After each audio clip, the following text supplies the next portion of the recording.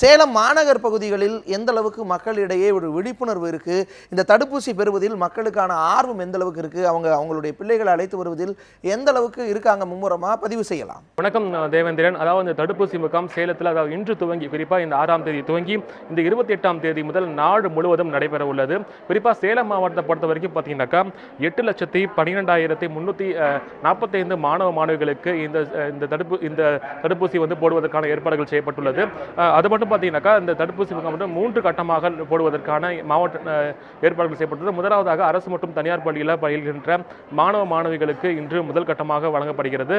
இதனைத் தொடர்ந்து அங்கன்வாடி மையங்களிலும் 3ஆம் கட்டமாக இதனை விடுபட்ட மாணவிகளுக்கு வீடு வீடாக சென்றும் அல்லது பொதுமக்கள் கூடும் இடங்களில் வழங்குவதற்கான ஏற்பாடுகள் செய்யப்பட்டுள்ளது. நான் தற்போது தனியார் பள்ளியில் இருக்க இந்த பகுதியில் காலையில் இந்த தடுப்பூசி முகாமானது தற்போது துவங்கியிருக்கு.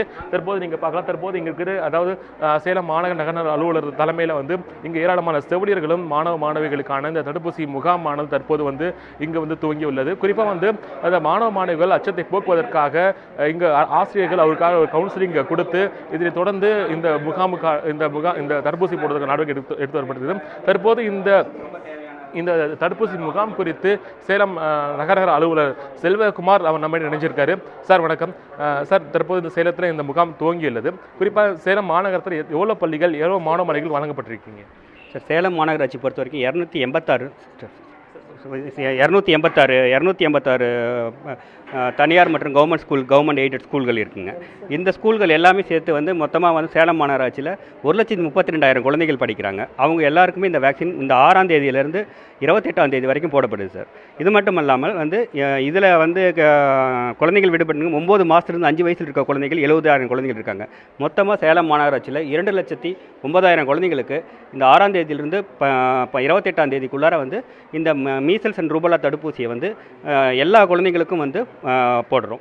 இதில் எந்த விதமான பாதிப்புகளும் இதுக்கு முன்னாடி போட்டிருந்தாலும் இந்த தடுப்பூசிகள் எல்லாருக்கும் போடணும்னு ஸ்கூல் பை ஸ்கூலாக இன்றைக்கி கவர் பண்ணிகிட்ருக்கோம். இன்றைக்கி முதல் கட்டமாக 13 ஸ்கூல் கவர் பண்ணுறோம். இப்போ தற்போது க்ளூனி மெட்ரிகுலர் ஸ்கூலில் அவங்களுடைய முழு ஒத்துழைப்பு பேரில் லைன்ஸ் கிளப்பும் இதில் இணைஞ்சு எங்களுக்கு முழு உதவிகளை செஞ்சு பண்ணிக்கிட்டு இருக்கிறோம். இது வரைக்கும் எந்த விதமான பாதிப்புகளும் இல்லை. இதில் தொடர்ந்து இதை பணியை நாங்கள் கண்காணிச்சிட்டு இருக்கோம். இந்த இதில் ஒரு 300 பேர் கொண்ட குழுவாக சேர்ந்து நாங்கள் ஒர்க் பண்ணிகிட்ருக்காங்க சேலம் மாநகராட்சியில். இதில் 82 குழுக்கள் பணியாற்றிருக்காங்க. ஒரு குழுக்கு 4 பேர் வீதம் 300 பேர்கள் கொண்ட குழுவாக இன்றைக்கி பணியாற்றிட்டு இருக்காங்க. இந்த பணி தொடர்ந்து ஒரு 10 நாளைக்கு ஸ்கூல்கள்லையும், அதுக்கு அடுத்த வாரம் அங்கன்வாடி மையங்கள்லையும், அதுக்கு அடுத்த வாரம் விடுபட்ட குழந்தைங்களை கேம்ப் மூலமாக ஏரியாலையும் கவர் பண்ணுறதா இந்த நடவடிக்கைகள் மேற்கொண்டிருக்கோம்.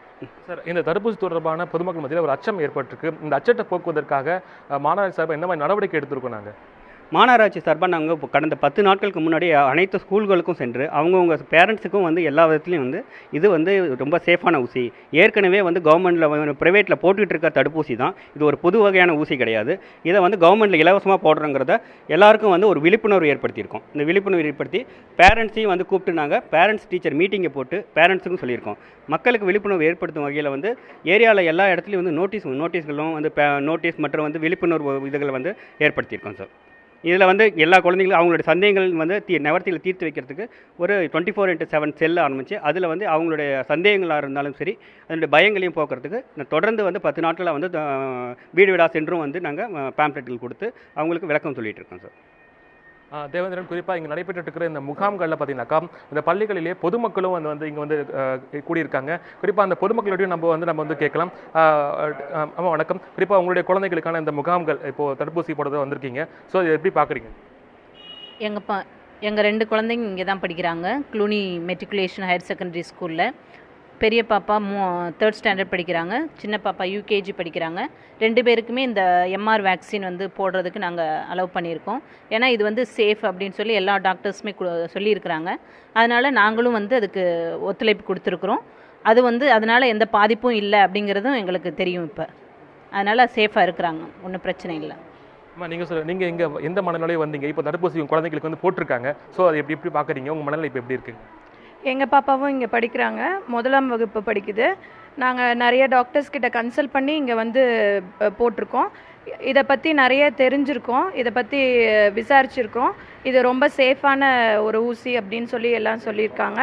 அதனால் ஏற்கனவே நாங்கள் எம்எம்ஆர் ஊசி போட்டும் கூட இது போட்டால் இட் இஸ் சேஃப் அப்படின்னு சொல்லியிருக்காங்க. அதனால் நாங்கள் போட்டிருக்கோம். குறிப்பாக இந்த பகுதியில் பார்த்தீங்கன்னா இந்த முகாமானது தற்போது நடைபெற்று இருக்கு. இந்த குழந்தைகளுக்கான இந்த தடுப்பூசிகள் தற்போது இங்கே இருக்கிற செவிலியர்கள், குறிப்பாக வந்து மாநகராட்சியை சேர்ந்த செவிலியர்கள் வந்து இந்த குழந்தைகளுக்கு ஏற்கனவே காய்ச்சல் ஏதாவது இருக்கா, அதே போல் ஏதாவது பாதிப்புகளுக்கு ஆளாயிருக்காங்களா என்பது குறித்து அவங்களிடம் இந்த தீவிர விசாரித்து அதன் பின்னரே வந்து இந்த தடுப்பூசியானது வந்து இந்த குழந்தைகளுக்கு வந்து வழங்கப்படுகிறது. குறிப்பாக இந்த பள்ளியில் எந்த மாதிரியான ஏற்பாடுகள் பண்ணியிருக்காங்க, குழந்தைகள் பயப்படாமல் இருக்கிறதுக்கு இந்த பள்ளி சார்பாக என்ன நடவடிக்கை எடுத்துருக்கு தொடர்பாக இந்த பள்ளியோட தலைமை ஆசிரியர் இருக்காங்க. ஆமாம், நீங்கள் சொல்லுங்கள். குறிப்பாக இந்த குழந்தைகளுக்கான என்ன மாதிரி ஏற்பாடு பண்ணியிருக்கீங்க, குறிப்பாக குழந்தைகளுக்கு மட்டும் அச்சத்தை போக்குவதற்கு என்ன செஞ்சிருக்கீங்க நீங்க? We have informed the parents. First step is that we informed the parents and got their consent, and then we have made all the necessary arrangements that is needed from the part of the school, and we cooperate with the decision of the government and the medical team. குறிப்பாக பெற்றோர்களிடையே ஏற்கனவே வந்து கலந்தாய்வு செய்யப்பட்டு தற்போது இந்த மாணவர்கள் மத்தியில் வந்து ஒரு அச்சத்தை போக்கும் வகையில் வந்து இந்த தடுப்பூசி குறித்தான அதாவது நன்மைகள் குறித்தும் ஏற்கனவே தெரிவிக்கப்பட்டு தற்போது இந்த தடுப்பூசி முகாமானது நடைபெற்று வந்துட்டு இருக்கு. மிகுந்த ஆர்வத்துடன் அதாவது மாணவர்கள் வந்து ஒரு அச்சத்தை இருந்து தவிர்க்கும் வகையில் அவங்களுக்கான வகுப்பறைகளிலே அதுக்கான ஆசிரியர்கள் மூலியமாக எடுத்து கூடப்பட்டு தொடர்ந்து பெற்றோர்கள் மத்தியிலும் இது தவறான கருத்துக்களை மூலியமாக தெரிவிக்கப்பட்டு தொடர்ந்து இந்த தடுப்பூசி முகாமானது சேலத்தில் நடைபெற்று வந்துட்டு இருக்கு. குறிப்பாக இன்று துவங்கிய இந்த தடுப்பூசி முகாமானது 3 கட்டமாக நடைபெற உள்ளது.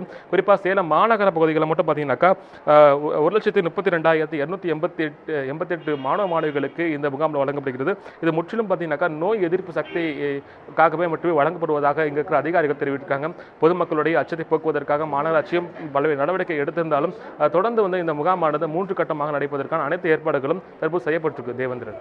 ரியாஸ், பள்ளி சிறார்களுக்கு இந்த தடுப்பூசி குறித்த முகாம் அல்லது அந்த தடுப்பூசிக்கான வழிகளை எந்த அளவுக்கு பின்பற்றிட்டு இருக்காங்கிறது குறித்து பதிவு செஞ்சிருந்தீங்க. தொடர்ச்சியா பள்ளிக்கு செல்லாத அல்லது பள்ளி செல்லும் வயதை எட்டாத சிறுவர்கள் சிறுமிகளுக்கான இந்த தடுப்பூசி போடுவதற்கான என்ன மாதிரியான திட்டங்களை அவங்க வச்சிருக்காங்க, அந்த அதிகாரிகள் என்ன மாதிரியான விஷயங்களை முன்வைக்கிறாங்க, பதிவு செய்யலாம். நான் முன்பே சொன்ன மாதிரி இந்த முகாமானது 3 கட்டமாக நடைபெறுகிறது. முதல்ல வந்து அதாவது பள்ளிகளில் அரசு மற்றும் தனியார் பள்ளிகளில் இருக்கிற மாணவ மாணவிகளுக்கு இந்த தடுப்பூசி வந்து வழங்கப்படுகிறது. இதனைத் தொடர்ந்து அங்கன்வாடியில் பயிலும் மாணவ மாணவிகளுக்கு இந்த தடுப்பூசி வழங்கப்படுகிறது. இதனைத் தொடர்ந்து விடுபட்டவர்கள் குறிப்பாக அந்தந்த வீடுகளிலேயே சென்று அங்கே இருக்கிற செவிலியர்கள் வந்து வழங்குவதற்கு ஏற்பாடு செஞ்சிருக்காங்க. இது குறித்தான கூடுதல் தகவல்களை நம்ம இங்கே இருக்கிற CHO செல்வகுமார் வட்டை கேட்கலாம். சார், குறிப்பாக இதில் பள்ளிகளில் விடுபட்ட குழந்தைகளுக்காக இந்த தடுப்பூசி முகாம் தடுப்பூசி போடுறதுக்கு என்ன நடவடிக்கை எடுத்திருக்கோம் சார்?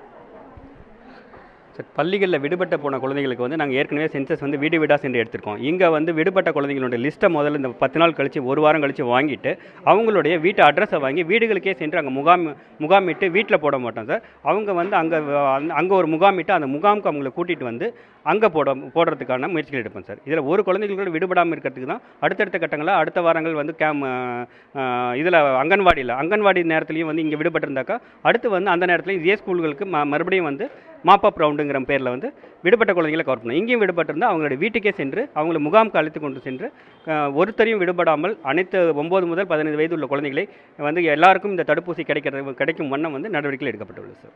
குறிப்பாக இந்த தடுப்பூசி போடலைன்னா எந்த மாதிரியான பாதிப்புகளை சந்திப்பாங்க?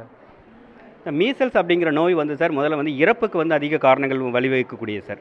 இந்த ஊசி வந்து வழக்கமாக நம்ம 9வது மாதம் 15ஆம் மாதம் வழக்கமாக இது வரைக்கும் தொடர்ந்து போட்டுக்கிட்டு தான் இருக்கிறோம். கடந்த 85லேருந்து போட்டுக்கிட்டு தான் இருக்கிறோம். ரூபல்லாங்கிற வேக்சின் வந்து நம்ம தனியார் மருத்துவமனைகளில் இது வரைக்கும் போடப்பட்டு வந்தது.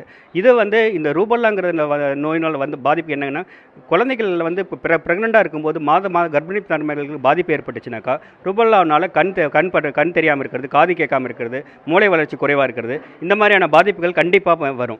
இந்த பாதிப்புகள் இந்த ஊசிகள் தொடர்ந்து வந்து இந்த 15 வயசு வரைக்கும் 6 மாதம் 15 வயசுக்கு எல்லா குழந்தைகளுக்கும் போட்டோம்னாக்கா இதனுடைய வேக்சின் ஸ்ப்ரெட்டை வந்து கம்ப்ளீட்டாக ஒழிக்க முடியும். இதனால் வந்து இன்னும் ஒரு 4-5 வருஷம் கழிச்சு பார்த்தோம்னா மூளை வளர்ச்சி இல்லாமலோ இல்லை உடல் ஊனமாகவோ கண் தெரியாமலோ காது கேட்காமலோ இருக்கிற குறைபாடுகளை வந்து கண்டிப்பாக முற்றிலும் தவிர்க்க முடியும். இது முற்றிலுமே சேஃபான ஊசி. இது ஏற்கனவே தொடர்ந்து எல்லா இடத்துலையும் போட்டுக்கிட்டு இருக்கிற ஊசி தான். கவர்மெண்ட் வந்து இப்போ எல்லாத்துக்கும் இலவசமாக இதை போட்டுக்கிட்டு இருக்காங்க. தேவேந்திரன், குறிப்பாக அந்த அதிகாரிகள் கூடிய கருத்துக்கள் கேட்டிருப்பீங்க. குறிப்பாக இந்த நோயை வந்து முற்றிலுமாக இந்தியாவிலிருந்து ஒழிப்பதற்காகவே எடுக்கப்பட்ட இந்த முயற்சி தான். இத்தனை நாட்கள் தனியார் மருத்துவமனையில் காசு கொடுத்து போட்டுள்ள இந்த தடுப்பூசிகளை அரசு சார்பில் தற்போது இலவசமாகவே அந்தந்த பள்ளிகளிலும் அவங்களுடைய வீடுகளுக்கே சென்று போடுவதற்கான இந்த முகாம் தான். முற்றிலுமாக இந்த நோய் எதிர்ப்பு சக்தியை உருவாக்கும் வகையில் தான் தடுப்பூசிகள் போடப்பட்டு வருகிறது. இது முற்றிலுமாக இந்த நோயை வந்து அதாவது இந்தியாவில் விட்டு முற்றிலுமாக ஒழிப்பதற்கான இந்த முகாம் தான் இந்த முகாம்.